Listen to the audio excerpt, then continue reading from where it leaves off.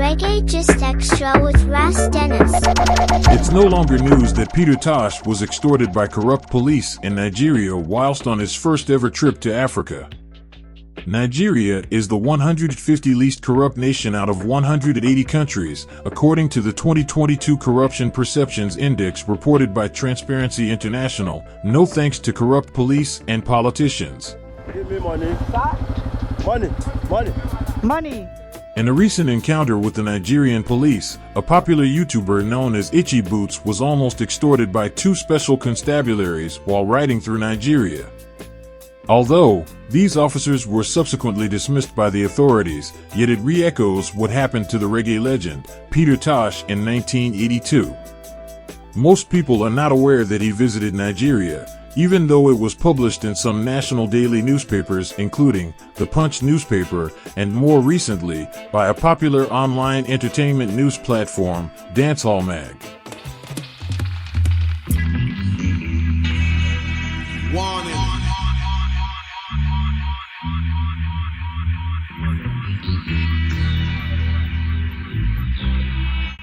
You are welcome back to another crucial video by Reggae Just Extra, and this is yours truly, Ras Dennis. You are now watching Reggae Just Extra's Peter Tosh extortion story. Legalize marijuana.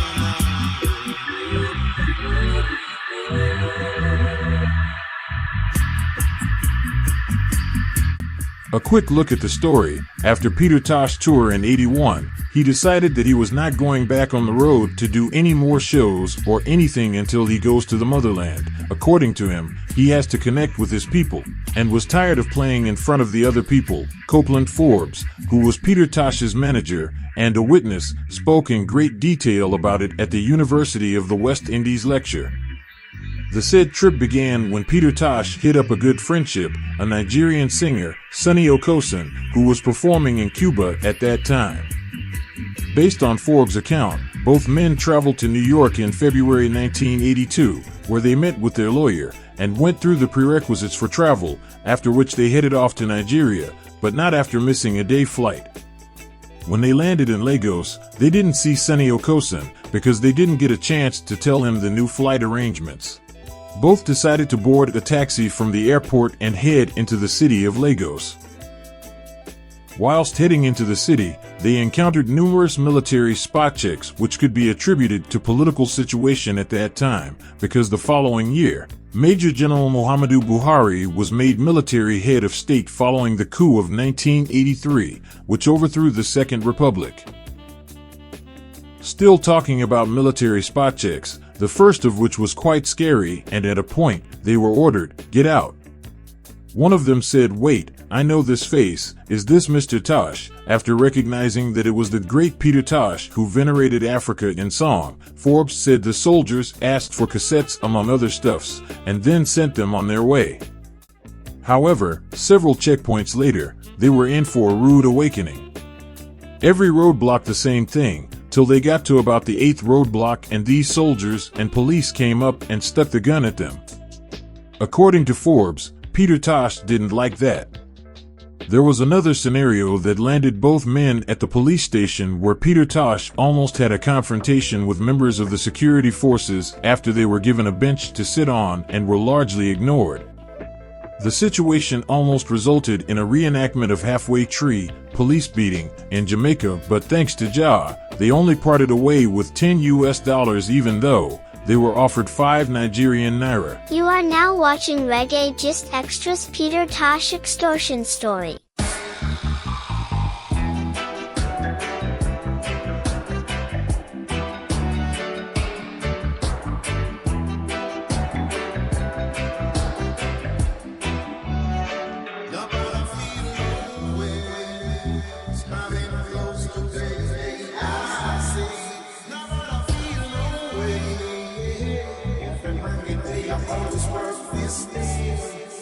Finally, Peter was able to connect with Sonny Okosun at his residence in Agba, the northern part of Ikeja in Lagos, Nigeria.